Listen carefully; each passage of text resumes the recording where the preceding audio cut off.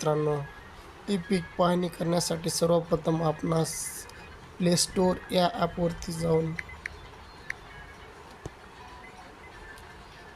E पीक पाहणी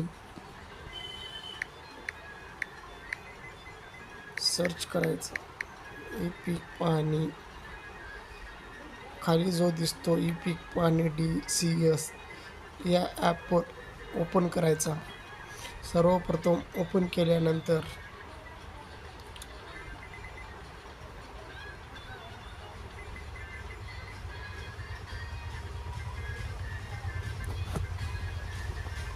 आपणास open केल्यानंतर आपला जो भाग आहे त्यामध्ये जाऊन निवडायचा. माझं नांदेड असल्यामुळे मी नांदेड याच्यावरती करून शेतकरी म्हणून लॉग इन करायचा व आपला मोबाईल नंबर टाकून